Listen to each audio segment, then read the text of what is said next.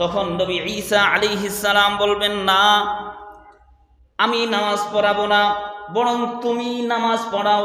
নবী ঈসা আলাইহিস সালাম ইমাম মাহদির বুকের মধ্যে হাত দিয়ে বলবে যে, না, তোমার জন্য ইকামত দেওয়া হয়েছে, সুতরাং তুমি সেই নামাজটা পড়াবে, আমি পড়াবো না। যেহেতু তোমার জন্য ইকামত দেওয়া হয়ে গেছে, এখন আর আমি পড়াবো না, তুমি নামাজটা পড়াই দাও। ইমাম মাহদি আলাইহিস সালাম তখন ফজরের নামাজ পড়বে, আর ইমাম মাহদির পিছনে নবী ঈসা আলাইহিস সালাম নামাজ আদায় করবেন, এই ফজরের নামাজটা। এরপরে বাকি নামাজগুলো আবার ঈসা আলাইহিস সালাম পড়াবেন, তবে ফজরের নামাজটা আখির নবীর উম্মতের পিছনে নবী ঈসা আলাইহিস সালাম পড়বে। আরেকটা বিষয় এখানে স্পষ্ট হওয়ার দরকার, নবী ঈসা আলাইহিস সালাতু ওয়াস সালাম আখির জামানায় অবতরণ করবেন, সেটা নবী হিসাবে নয়, আখির নবীর উম্মত হিসাবে আগমন করবেন। কি হিসাবে আগমন করবেন? উম্মত হিসাবে আগমন করবেন। নবী ঈসা আলাইহিস সালাতু ওয়াস সালাম তার নিজের শরীয়ত তিনি বাস্তবায়ন করবেন না, বরং আখির নবীর শরীয়ত অনুযায়ী তিনি চলবেন, মানুষকে চালাবেন। এরপরে ফায়ুসাল্লি বিহিম ইমামুহুম, ইমাম মাহদি আলাইহিস সালাম তাদেরকে দিয়ে নামাজ আদায় করবে। ফাইদান সারাফা ক্বালা ঈসা ইফতাহুল বাব। এবার হযরত ঈসা আলাইহিস সালাম সহ ইমাম মাহদি আলাইহিস সালাম যখন নামাজ শেষ করবে, নামাজ শেষ করার পরে নবী ঈসা আলাইহিস সালাম বলবে, শহরের গেট খোলো। যেই মাত্র শহরের গেট খুলবে, দেখা যাবে শহরের গেটের সামনেই থাকবে সর্বশেষ আরেকটা বড় ফিতনা, যেই ফিতনা দাজ্জালের ফিতনা। সেই দাজ্জাল ওই শহরের গেটের সামনেই অবস্থান করবে। নবী ঈসা আলাইহিস সালাতু ওয়াস সালামকে যখন দাজ্জাল দেখবে, যেই মাত্র নবী ঈসার উপর দাজ্জালের দৃষ্টি পড়বে, সাথে সাথে সে মোমের মতো গলে যাবে, তার সাহস শক্তি সব হারিয়ে ফেলবে। তখন হযরত ঈসা আলাইহিস সালাম বাবুল লুদ নামক জায়গাতে দাজ্জালকে হত্যা করে এই নবীর উম্মতদেরকে দাজ্জালের ফিতনা থেকে হেফাজত করবেন। সিরিয়ার বাবুল লুদ নামক জায়গাতে নবী ঈসা আলাইহিস সালাম দাজ্জালকে হত্যা করবেন। এটা হবে তার প্রথম মিশন, প্রথম কাজ। এই দাজ্জালকে হত্যা করবে, দরজা খোলার পরেই দেখবে, শহরের দরজা খোলার পরেই দেখবে যে দাজ্জাল সেখানে অবস্থান করতেছে। তার সাথে থাকবে ওয়ামাআহু ৭০,০০০ ইহুদি, তার সাথে থাকবে ৭০,০০০ ইহুদি। প্রত্যেকটা ইহুদি অস্ত্র সজ্জায় সজ্জিত, সবার সাথে অস্ত্র থাকবে। কিন্তু দাজ্জাল ঈসা নবীকে দেখার পরে ভয় পেয়ে যাবে, তার সাহস সব সে হারিয়ে ফেলবে এবং সে ভাগার জন্য সে দৌড় দিবে। কিন্তু নবী ঈসা আলাইহিস সালাম বলবেন যে, না, আমার থেকে তুমি পালাতে পারবে না, তোমার সাথে আল্লাহ তাআলা ফায়সালা করে দিয়েছেন, আমার হাতেই তোমার মৃত্যু হবে। ইন্নালি ফিকা গরবাহ লান তাসবিকানি বিহা। এরপরে ফায়ানহাজিমুল্লাহু তাআলা আল ইয়াহুদ ফালা ইয়াবকা শাইউম মিম্মা খালাকাল্লাহু ইয়াতাওয়ারা বিহি ইয়াহুদিয়্যুন। এর পরের সময়টাই হবে এমন যে দাজ্জাল যখন সে হত্যা হয়ে যাবে, নিহত হয়ে যাবে, জাহান্নামে চলে যাবে, এরপরে প্রত্যেকটা জিনিস, এমন কোনো জিনিস চাই সেটা পাথর হোক, গাছ হোক, দেয়াল হোক, প্রত্যেকটা জিনিস কথা বলা শুরু করবে। যেখানে ইহুদিরা গিয়ে লুকাবে, যার পিছনে ইহুদিরা আত্মগোপন করবে, সেই জিনিসটাই কথা বলা শুরু করে দিবে আর বলবে, ইয়া আব্দুল্লাহিল মুসলিম, ও মুসলমান, এই যে দেখো আমার পিছনে ইহুদি লুকিয়ে আছে, আসো, ফাতাআল ফাকতুলহু, এসে এই ইহুদিকে তুমি হত্যা করো। আখির জামানার অবস্থা, সর্বশেষ জামানায় এই কাজগুলো হবে। তবে একটা গাছ আল্লাহর রাসূল বলেন ইল্লাল গারকাত, বুখারী শরীফের riwayat আসছে ইল্লাল গারকাত, আর অন্য riwayate এই riwayate আসছে ইল্লাল ফারকাদ। ফারকাদ বা গারকাদ নামক একটা গাছ, এই গাছটা সে কথা বলবে না, কারণ এটা ইহুদিদের পক্ষ অবলম্বন করবে, এটা আল্লাহর রাসূল বলে দিয়ে গেছেন। এই গাছটা তাদেরকে আশ্রয় দিবে, এই গাছটা বলবে না যে আমার পিছনে ইহুদি লুকিয়ে আছে। এইভাবে চলবে।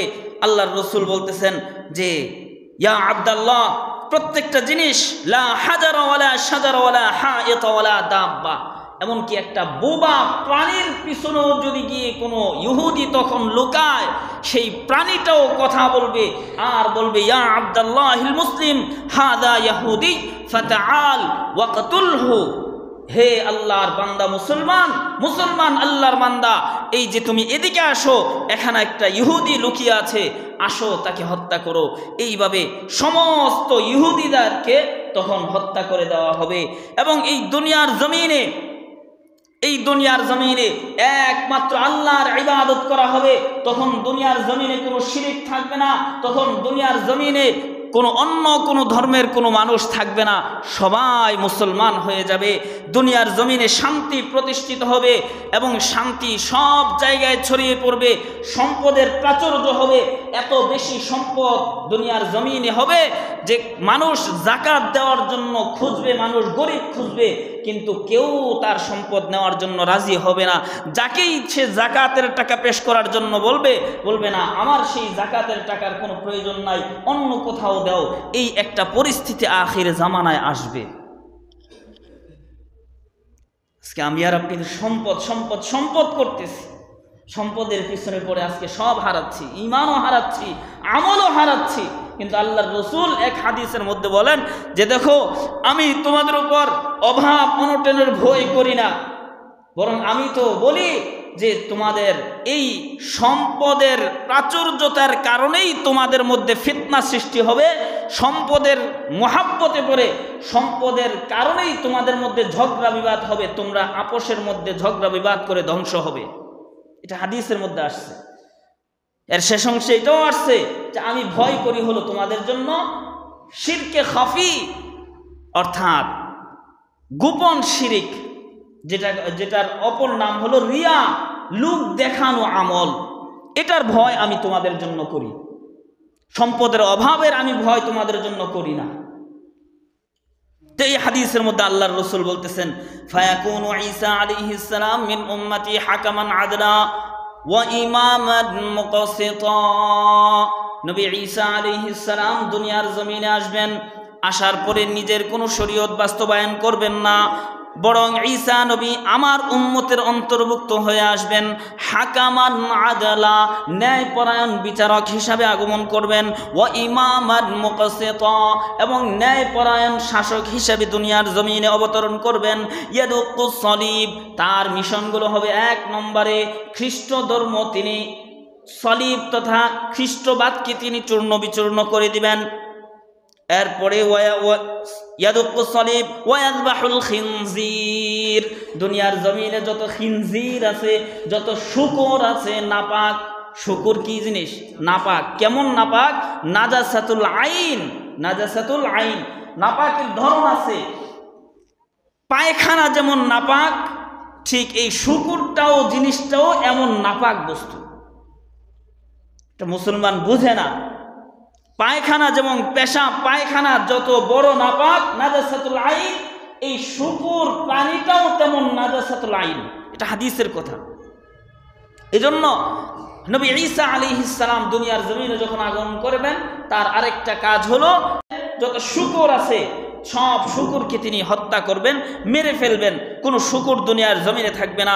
ওয়ায়াদুল জিজিয়া, জিজিয়া অর্থাৎ ইহুদি খ্রিস্টান যারা হবে, যারা বেদিন, মুসলমানদের দেশে যারা কর দিয়ে ট্যাক্স দিয়ে থাকে, এদের উপর এদের যে ট্যাক্সটা সেটাকে বলা হয় জিজিয়া, আরবিতে বলা হয় জিজিয়া।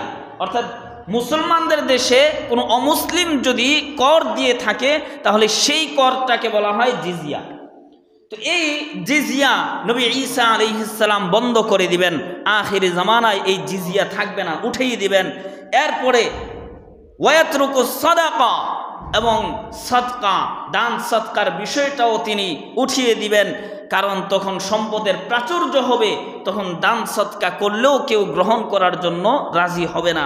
ফালা ইউসআ আলা শাতিন ওয়ালা বাঈর ওয়া তুরফাউশ শাহনা ওয়াত তাবাগুদ, মানুষের অন্তর থেকে নবী ঈসা আলাইহিস সালাম আগমন করার পরে যে বিদ্বেষ, হিংসা বিদ্বেষ উঠিয়ে দেওয়া হবে, তখন আর কোনো মানুষের অন্তরে হিংসা বিদ্বেষ থাকবে না, কারো প্রতি কারো বিদ্বেষ থাকবে না, হিংসা থাকবে না। ওয়াতুনজাউ হামাতু কুল্লি যী হুমাহ, এবং প্রত্যেকটা বিষাক্ত প্রাণীর বিষ ছিনিয়ে নেওয়া হবে। হাত্তা ইয়াদখুলুল ওয়ালিদ ইয়াদাহু ফি ফামিল হাইয়া, আল্লাহর রাসূল বলেন যে প্রত্যেকটা প্রাণীর বিষ উঠিয়ে নেওয়া হবে। এমনকি একটা ছোট বাচ্চা যদি সাপের মুখের ভিতরেও হাত ঢুকিয়ে দেয়, এরপরেও তার এই সাপ তাকে কোনো ক্ষতি করবে না। এমন একটা শান্তির পরিবেশ নবী ঈসা আলাইহিস সালাম আগমনের পরে কায়েম হবে, তৈরি হবে। এরপরে বলতেছেন ফালা তাদুররু ওয়া তাফিরুল ওয়ালিদাতুল আসাদা ফালা ইয়াদুররুহা, একটা ছোট বালিকা, ছোট মেয়ে বাঘকে তাড়া করবে, ধাওয়া করবে, বাঘ সেই ছোট বাচ্চাটার কোনো ক্ষতি করবে না। এবং বাঘ বকরি একসাথে থাকবে, মনে হবে যেন এই বাঘগুলো বকরির পালের পাহারাদার কুকুরের মতো আচরণ করবে। এত শান্তি কায়েম হবে নবী ঈসা আলাইহিস সালামের আগমনের পরে। এরপরে আল্লাহর রাসূল আরো বলতেছেন ওয়াতামলাউল আরদু মিনাস সিলমি কামা ইয়ামলাউল ইনাউ মিনাল মা, দুনিয়ার জমিনটা শান্তি আর শান্তিতে ভরপুর হয়ে যাবে এমন ভাবে যেমন গ্লাসের মধ্যে পানি ভরপুর করলে একদম কানায় কানায় ভরে যায়, ঠিক অনুরূপভাবে দুনিয়ার জমিনটাও নবী ঈসা আলাইহিস সালাম আগমনের পরে এমন শান্তিতে ভরপুর হয়ে যাবে। ওয়া তাকুনুল কালিমাতু ওয়াহিদা, এরপর আল্লাহর রাসূল বলতেছেন তখন একটাই কালিমা থাকবে, সেটা হলো লা ইলাহা ইল্লাল্লাহ। তখন দুনিয়ার জমিনে শুধু এই কালিমাটাই থাকবে, লা ইলাহা ইল্লাল্লাহ। এটা ছাড়া অন্য কোনো কালিমা থাকবে না, অন্য কোনো ধর্ম, অন্য কোনো কর্ম থাকবে না, একটাই ধর্ম থাকবে, লা ইলাহা ইল্লাল্লাহ ধর্ম। ফালা ইউবাদু ইল্লাল্লাহ, তখন আল্লাহ ছাড়া অন্য কারো পূজা করা হবে না, অন্য কোনো মানুষের, কোনো গাছের, কোনো মাখলুকের পূজা করা হবে না, ইবাদত করা হবে না, একমাত্র আল্লাহর ইবাদত দুনিয়ার জমিনে চলবে। ওয়াতাদাউল হারবু আওজারাহা, যুদ্ধ বিগ্রহ সব ঈসা নবী আসার পরে বন্ধ হয়ে যাবে। ঈসা নবী আসার পরে যুদ্ধ বিগ্রহ সব বন্ধ হয়ে যাবে। কারণ নবী ঈসা আলাইহিস সালাতু ওয়াস সালাম যখন আগমন করবেন তখন একদিকে থাকবে দাজ্জালের বাহিনী, অপর দিকে থাকবে মুসলমান বাহিনী। তখন মুসলমানরা তো দাজ্জাল এবং ইহুদিদেরকে পরাজিত করে দিবে, দাজ্জালের অনুসারীদেরকে পরাজিত করে দিবে। তখন যারা থাকবে সবাই মুসলমান থাকবে, এবং তখন মুসলমানের মাঝে কোনো ঝগড়া হবে না, কোনো যুদ্ধ হবে না। ওয়াতাসলুবু কুরাইশুন মুলকাহা, এবং এই রাজত্ব, দুনিয়ার জমিনের রাজত্ব, বাদশাহী, এটা কুরাইশদের হাতে আবার চলে যাবে। কুরাইশদের হাতে, কুরাইশ বংশের মানুষের হাতে আবার সেই দুনিয়ার রাজত্ব চলে যাবে, ফিরে যাবে। নবীজি কুরাইশ বংশের ছিলেন, আরবের মাঝে নেতৃত্ব দিয়েছে। এরপরে নবী ঈসা, নবীজির পরে আবু বকর রাদিয়াল্লাহু তাআলা আনহু কুরাইশদের মধ্যে থেকে ছিলেন উমর, উসমান, আলী এবং মুআবিয়া রাদিয়াল্লাহু তাআলা আনহু সহ এই যে একটা কুরাইশদের মধ্যে রাজত্ব চলতেছিল, এই রাজত্বটা কিয়ামত পর্যন্ত বাকি থাকবে, এবং কিয়ামতের আগে সেই রাজত্বটা আবার কুরাইশ বংশের উপর ফিরে আসবে। আল্লাহর রাসূল বলতেছেন ওয়াতাসলুবু কুরাইশুন মুলকাহা ওয়া তাকুনুল আরদু কাফানুরিল ফিদ্দা, জমিনটা রূপার মতো স্বচ্ছ হয়ে যাবে ঈসা নবীর আগমনের পরে, এবং সেই জমিনের মধ্যে ফসল ফলাদি এত বেশি পরিমাণে হবে যে একটা আঙ্গুরের থোকা, একটা জামাত 3 থেকে 10 জন মানুষের জন্য একটা আঙ্গুরের থোকা পরিতৃপ্ত সহকারে খাওয়ার জন্য যথেষ্ট হয়ে যাবে। আল্লাহর রাসূল আরো বলতেছেন ওয়ায়াজতামিউন নাফার আলার রুম্মানা ফাতুশবিউহুম, একটা আনার এত বড় হবে, এত বড় হবে শেষ জামানায় নবী ঈসা আলাইহিস সালামের আগমনের পরে, যে একটা আনার, সেটাও একটা আনারই 3 থেকে 10 জন মানুষের জন্য পরিতৃপ্তি সহকারে খাওয়ার জন্য যথেষ্ট হয়ে যাবে। এত বরকত হবে দুনিয়ার জমিনের মধ্যে। এরপর আল্লাহর রাসূল ওয়ায়াকুনু তাওরু বিকাদা সাউরু বিকাদা ওয়া কাদা মিনাল মাল, আল্লাহর রাসূল বলেন তখন এই জমিনের গাভীর মূল্য, গরুর মূল্য অনেক বেড়ে যাবে, ঘোড়ার মূল্য কমে যাবে, এবার সাহাবীগণ প্রশ্ন করলেন, ওগো আল্লাহর রাসূল, গাভীর মূল্য কেন বাড়বে আর ঘোড়ার মূল্য কেন কমবে? আল্লাহর রাসূল বলতেছেন, তখন দুনিয়ার জমিনে চাষাবাদ বেশি হবে, এজন্য গাভী দিয়ে চাষাবাদ করা হয়, এজন্য গাভীর মূল্যটা বেড়ে যাবে। আর ঘোড়া দিয়ে যুদ্ধ করা হয়, যুদ্ধ বিগ্রহ তখন থাকবে না, এই জন্যই ঘোড়ার মূল্যটা কমে যাবে। এরপরে আল্লাহর রাসূল শেষ অংশে, হাদিসের শেষ অংশে বলেন যে আল্লাহ তাআলা দাজ্জাল দুনিয়ার জমিনে আগমনের আগে আসমানকে আদেশ করবেন, আসমান তার বৃষ্টি দেওয়া 3 ভাগের 1 ভাগ কমিয়ে দিবে। জমিনকে আদেশ করবেন, জমিন তার ফসল ফলানো 3 ভাগের 1 ভাগ কমিয়ে দিবে। দ্বিতীয় বছর আবার আদেশ করবেন, 3 ভাগের 2 ভাগ আসমান বৃষ্টি দেওয়া বন্ধ করে দিবে, জমিন 3 ভাগের 2 ভাগ ফসল দেওয়া বন্ধ করে দিবে। তৃতীয় বছর আবার আদেশ জারি করবেন, ফলে আসমান বৃষ্টি দেওয়া একেবারেই বন্ধ করে দিবে, জমিন ফসল দেওয়া একেবারেই বন্ধ করে দিবে। গবাদি পশু পাখি সব মৃত্যুবরণ করবে। মানুষগুলো খাওয়ার জন্য কোনো খাবার পাবে না। এইভাবে 3 বছর লাগাতার যখন এই দুর্ভিক্ষ চলবে, তখন আল্লাহর রসুলকে সাহাবীগণ প্রশ্ন করতেছেন, ওগো আল্লাহর রসুল, যদি এমন হয় যে দুনিয়ার জমিনে ফসল হয় না, আসমান থেকে বৃষ্টি হয় না, তাহলে মানুষ কি খেয়ে বেঁচে থাকবে? তখন আল্লাহর রসুল বলছেন যে তখনকার জন্য তাদের খাবারের স্থলাভিষিক্ত হবে তাসবিহ, তাহলিল, তাহমিদ, লা ইলাহা ইল্লাল্লাহ, সুবহানাল্লাহ, আলহামদুলিল্লাহ, আল্লাহু আকবার। এই তাসবিহাতগুলোই হবে আখির জামানার এই দুর্ভিক্ষের সময়ে উম্মতের জন্য খাবার খাইলে যেমন মানুষগুলো বাঁচত, ওই সময়টাতে আমার উম্মতরা এই তাসবিহগুলো পড়লে তাদের জীবন বেঁচে যাবে।